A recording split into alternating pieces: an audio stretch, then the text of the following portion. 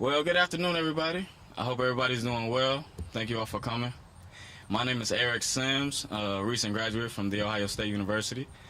Graduated this past May in public management, leadership, and policy, and I specialize in civic engagement and community leadership. I'll start out telling you a little bit about what brought me here, and then, after that, I'll introduce the mayor.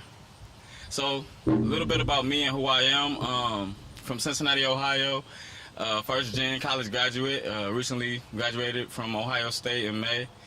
A lot of my work has been involved with working with the inner city youth. Throughout my career at Ohio State, I spent a lot of time working with the Department of Social Change, and I was a site coordinator for the Buckeye Reach program, connecting Ohio State students to incarcerated youth at Circleville Detention Facility. So that was a thorough process, connecting Ohio State students of various backgrounds and degrees and interests, and connecting them with incarcerated youth, a population of people often deemed disposable and often deemed forgotten. And so being able to connect Ohio State students who have a different path and connecting them with inner city youth, or not inner city youth, but incarcerated youth at Circleville Detention Facility, that was a wholesome experience, and that kind of tipped off my involvement in social change. Fast forward to graduating from Ohio State this past May, I actually got involved with the Remember Us Urban Scouts program, which is a local nonprofit here in Columbus, founded by Columbus native Gino Miguel Tucker, and it was founded to cultivate inner city youth, their talents, their interests. This nonprofit was designed to connect, to be a community, a safe house for inner city youth, a safe haven, especially in these times, particularly with COVID, boosting the violence rate and the crime rate. So I got involved with that organization because it kind of connected me to home. I grew up in Cincinnati, single parent, didn't have many mentors, family members, role models, or anything like that. So being involved with Remember Us Urban Scouts connected me to home. And although I had just graduated from Ohio State and I had a job with Remember Us Urban Scouts, I still faced homelessness and housing insecurity. So those were some serious challenges for me, not having a stable home, all the way to not even having clothes. Like, I don't have none of, like, the clothes. I don't really have clothes or anything like that, because I was in a situation where I was subleasing, and the person who we paid rent to didn't give the money to the homeowner. That left us evicted. I was out of town, and then I came back home, and all of my belongings, my clothes, my furniture, all of those things were gone. And so this was June, like right after I graduated from college. So right after I overcome an obstacle, it was another one right there. So psychologically, I faced a lot of challenges this year, but being involved with organizations like Remember Us Urban Scouts and the Growing Up program ran by Robert Caldwell, another community leader. Those organizations provided me with mentorship and financial stability. So when I didn't have housing stability, I was able to get mentorship and guidance, counseling, to say the least. And they also supported me with financial stability. The Growing Up program and Remember Us Urban Scouts, both are organizations that were supported by the city. Both organizations received funding from the city this year to activate and implement these programs. Me being a college graduate, I'm not the typical individual you would think needs help, because I'm a brilliant individual. Not to say everyone else isn't, but to say I've experienced tremendous adversity, I've overcome tremendous adversity, and I've done things that I didn't have a role model to teach me how to do, and I've done them well. So I'm not the typical individual who you would think would need help. Even when you see me now, you might not think I would have issues with housing, issues with family support, issues with just life in general. You wouldn't think I would have issues. You may even think I had everything figured out, but I don't. Honestly and authentically, I don't have it all figured out. Although I did just graduate from Ohio State, although I am first gen, I don't have it all figured out, and I am experiencing tremendous adversity. But organizations like Remember Us Serving Scouts and the Growing Up program have supported me through this process. And I point out that I'm not the traditional person you think would need help because I'm 24 years old, I have a degree from college, and I'm a black male, and I have a degree, and you often don't see that. And so, you wouldn't think I would need help. But I am somebody who has needed help and who has been assisted. Organizations like the Growing Up program have supported me with the mentors that I needed. And I forget who said it, but they said the key from moving from one level of economic standard, one level of poverty to the next level is through mentorship. So mentorship is the key to educating people and allowing them to liberate themselves. It's through mentorship. In retrospect, mentorship is a key to helping people elevate and liberate themselves and allow them to get to where they would like to be in life.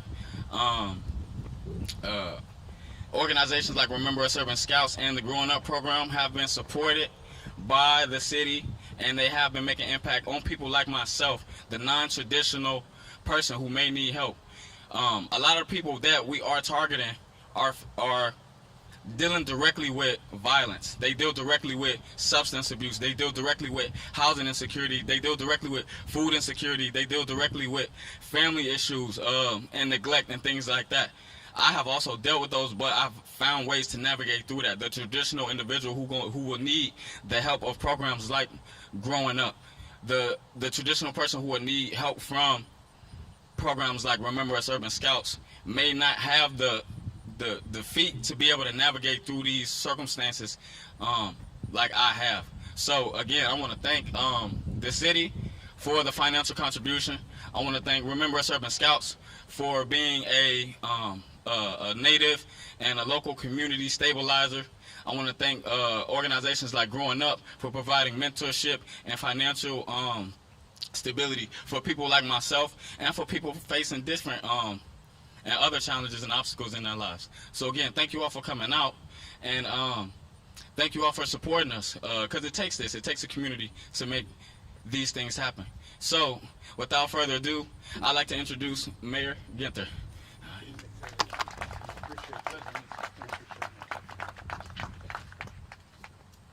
Thank you, Eric, for sharing your story and leading by example. Your commitment to living your best life and uplifting others is an inspiration to us all. Thank you, Eric. Your experience also illustrates why it's so important that we pursue a range of strategies to support our residents, our neighbors, expand opportunity, restore peace and stability throughout all our neighborhoods. At the same time, we are confronting historic levels of crime and violence, just like so many other cities across the country. Last week, the FBI reported a 30% increase in homicides nationwide in 2020, the largest single-year increase since the Bureau began measuring this statistic 60 years ago. Although we're still working to identify the exact causes and turn back these trends, we know that we cannot simply arrest our way out of crime. We must leverage every resource and engage with every partner to reduce crime through prevention and intervention as well. As you all know, we have and will continue to create and expand programs to intervene at the earliest stages in the cycle of violence in ways that we hope will empower individuals to avoid or reject dangerous, destructive, and ultimately criminal behaviors. As you heard from Eric, the city launched Growing Up, a program for young men in Linden run by the men of Linden. Robert Caldwell's here today, as well as Adam Troy. They brought me this idea and proposal and initiative when we sat down in Linden just over a year ago, and now it's in action supporting folks like Eric in our neighborhoods and so many others. Since the program began in August, we've already connected with more than 75 young men to make them aware of vital tools and resources like employment training and life skills management. Dozens are registering and enrolling to participate, and through mentors and champions will learn how to tap into, like Eric said, unlimited potential, laying the foundation for lasting success in our community. In March of this year, we launched the VOICE program, that stands for Violence Outreach Intervention and Community Engagement, in partnership with Columbus Public Health, Recreation and Parks, and Ohio Health's Grant Hospital. VOICE is a hospital-based violence intervention program that recognizes the complex nature of violence and victimization. VOICE works with gunshot wound, stabbing, and assault victims between the ages of 18 and 40. The goals of the program are to build strong relationships with individuals at risk for violence, using the power of relationships for change, connect individuals with needed support and social services, reduce re-injury, and decrease recidivism. To date, VOICE has enrolled 28 clients who are all actively pursuing life plan goals. Reroute is another initiative through which we're addressing a range of social issues through early intervention and support services. Commander Weir will share more on this in just a few minutes, but let me give you just a couple of highlights. As you know, CPD uses evidence-based decision-making to identify individuals under the age of 24 who are most likely to be involved in gun violence, either as a suspect or as a victim. CPD refers those individuals to Recreation and Parks and/or the CARE Coalition within Columbus Public Health. Those community partners use caseworkers and interventionists to locate and provide outreach to the identified individuals and their families. This was so successful in Zones 1 and 2 that we expanded it citywide earlier this year. To date, 59 young people have been contacted and 46 have enrolled for programming and services. At the same time, we're actively analyzing the circumstances surrounding incidents that have already occurred in a plan laid out by renowned criminologist David Kennedy. Through GVI, or Group Violence Intervention, we're working to identify individuals and groups, trends, and geographic boundaries to focus our resources where they can do the most good for the most people. To tell you more about this work, I'll turn it over to Assistant Police Chief LaShanna Potts. Chief Potts.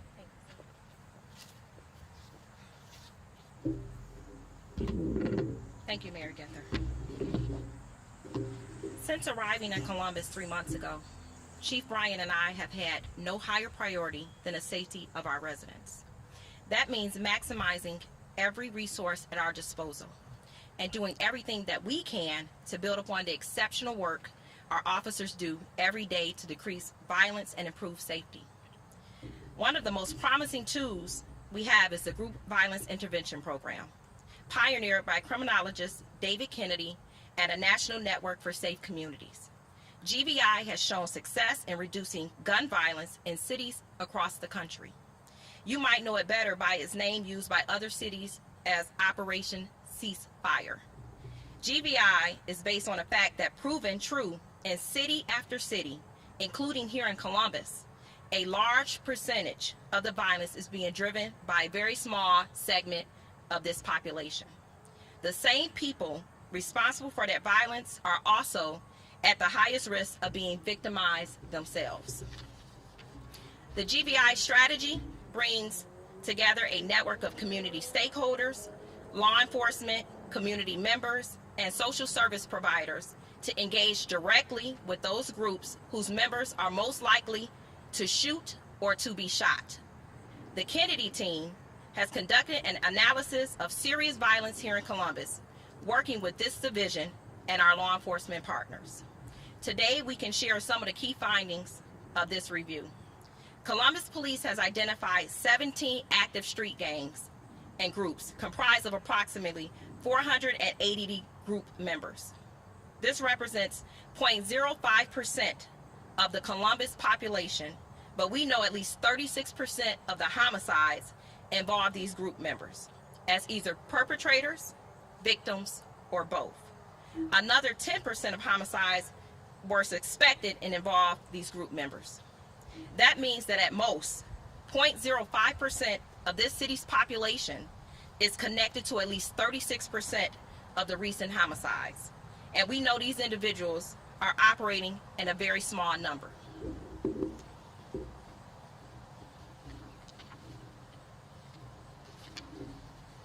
Group violence intervention has repeatedly shown that cities can reduce violence when community members, law enforcement join together to directly engage with active violent street groups and clearly communicate three things. 1, a credible community message against violence. 2, a credible law enforcement message about the consequences of further violence. And 3, a credible and genuine offer to help for those who want to take it. I know firsthand about the GVI success model working in the city of Detroit. And through this partnership last year, I saw a 34% reduction in gang-related incidents, a 6% reduction in gang or group-related non-fatal shootings and fatal shootings. And as of last year, Detroit expanded its model to include youth programming, which allows 78 students who were in impoverished schools to obtain their driver's license. It reduced behavior violations by 62%, reduced chronic absenteeism by 37.5%, and increased pro-social attitudes by 64%. Pro-social attitudes is what they felt about the police department. As the chief and I have stated since we arrived in Columbus, you cannot depend on policing alone to reduce crime. The findings I shared with you are merely a roadmap. The real work of implementing the group violence prevention intervention here is still ahead of us. The GVI model is not a quick fix. It is a sustained community effort. This takes commitment by all of resources and time. This program is in its infancy stage here in Columbus, but in cities across the country, done correctly, it has produced tremendous results. We believe it has significant potential to drive down violence in the city of Columbus. No single initiative can solve our violent problem. To share more about another safety program, Reroute, please welcome Commander Smith Weir.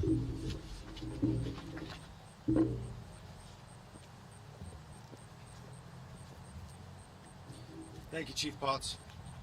Mayor Ginther, Director Clark, Chief Bryant, thank you. So we've talked about Reroute before. We came up with this program last fall during the height of our the surge in crime at the end of last summer. And we talked about the two-pronged approach. And so what we did with Reroute is we recognized that policing our way out of this is not an option. And we had to work with our city and community partners to engage our youth and youthful offenders in a meaningful way. And so what we do is we take a look at who's been a victim of a shooting, who's been involved in gun crimes, who's been involved with robberies, both as a victim and a suspect. And we talk to our officers out on the street that know the youthful offenders, that interact with them on a daily basis, on a weekly basis. We get from that a decision on who we can refer to our partners at the CARE Coalition and Parks and Rec. And from that, over the course of the past year, Parks and Rec and CARE Coalition have identified 59 individuals that they've made contact with, and a sizable percentage of that, 46, have entered into case management services that provide a lot of what Eric was talking about during his talk: food insecurity, housing stability, grief and trauma counseling, and job programs. So that's all good, that's all positive, and that's something that we found some real value in from our department.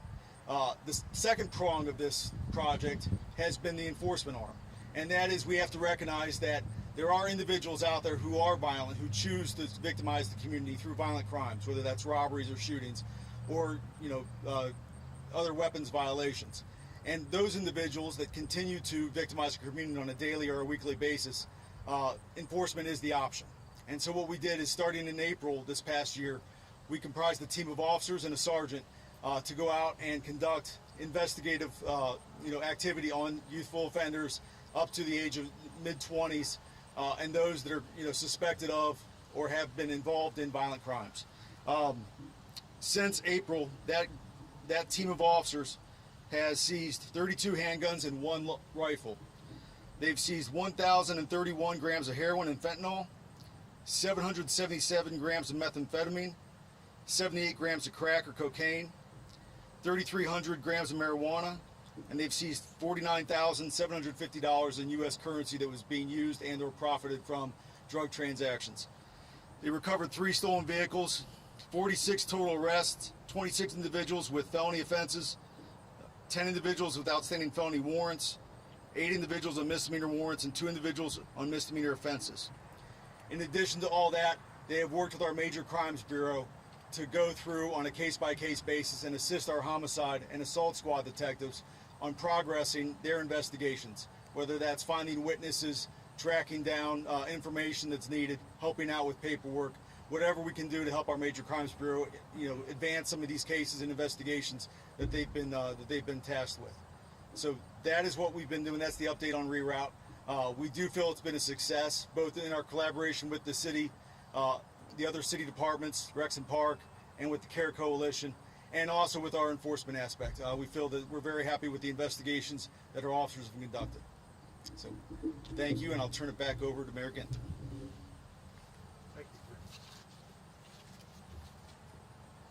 Thank you, Commander. I also want to acknowledge Safety Director Robert Clark and Chief of Police Elaine Bryant. Appreciate you all, your leadership, and all the great work that you're doing as well.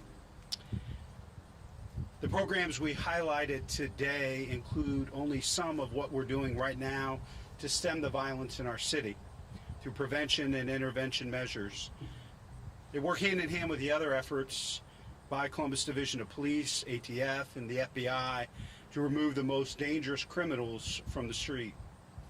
We'll continue to refine these programs to maximize their effectiveness while also continuing to identify, launch, and support new programs with proven records of success. Fundamentally, however, we need everyone in our community to join this effort. To anyone with knowledge of criminal activity, please share what you know with law enforcement. And to all of our residents, please reach out to your neighbors and your loved ones and help those who may be headed down a damaging path, to change their course, to make a better choice, to reject crime and violence. It is our shared obligation to do everything we can to restore peace, civility, and safety in each and every neighborhood. And we will not yield, we will not rest until every family in every neighborhood is safe in this community. Be happy to take any questions. Mayor Ginther, I'm wondering, it's October 5th, we're 12 homicides away from tying the record. What impact do you think programs like this are having on preventing the violence, given the levels of what we're seeing, not only the homicides, but in felonious assaults that's also record-setting this year? Yes, this is what we've shared today is just a small part of everything that we're doing.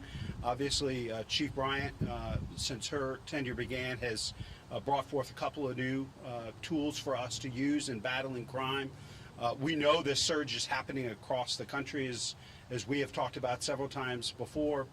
And now that Director Clark is joining us, I've asked both the Chief and the Director to look at our comprehensive neighborhood safety strategy. We know that when we had record levels of violence in 2017, that plan helped us reduce violence in 2018 and 2019, only to see a spike in 2020 and even worse in 2021. The violence we're seeing today is different.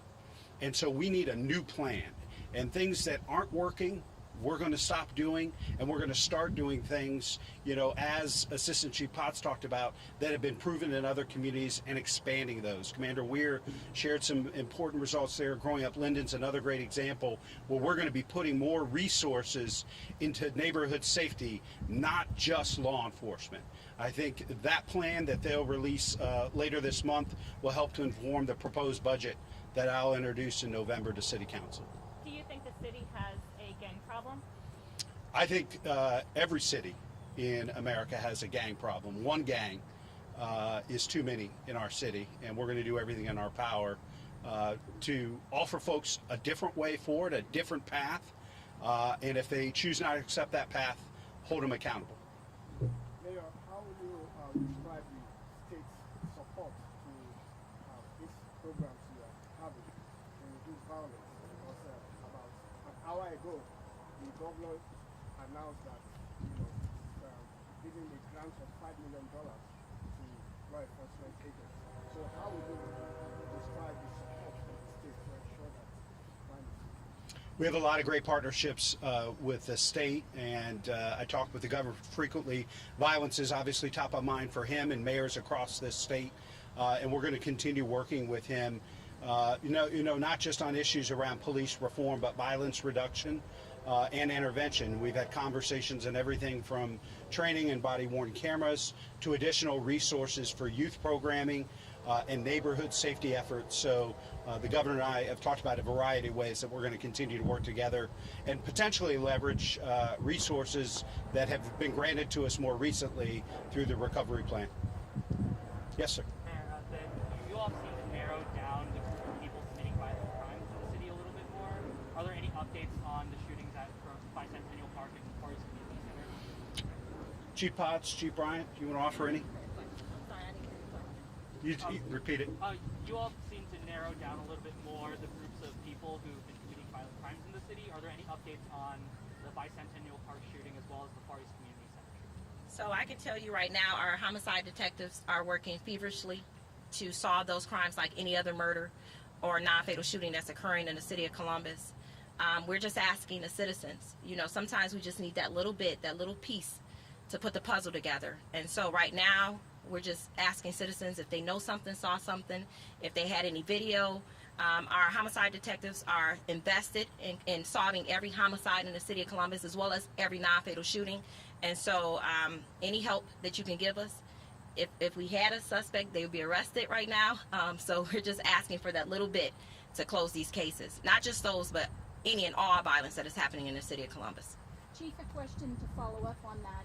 Do you think that the Olivia Kurtz shooting, the homicide in Bicentennial Park, is connected to Mackenzie Ridley? And do you think that it's gang activity that may have been responsible for taking their lives? So both are still active, ongoing investigations. So I'm not going to tip our hand on what we do know.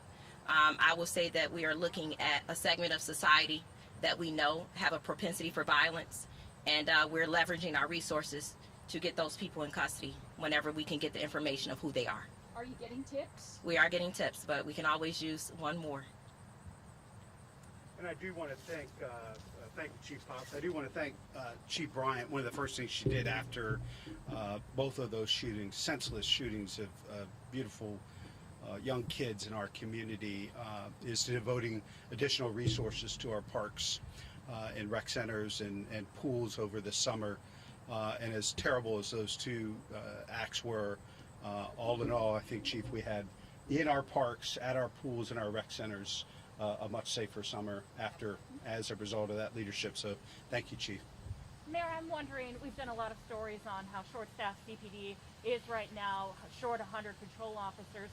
What is the plan to increase the staffing levels? Are you going to add another class? Are you going to add on to class sizes? What is the city planning on doing? All those options are on the table.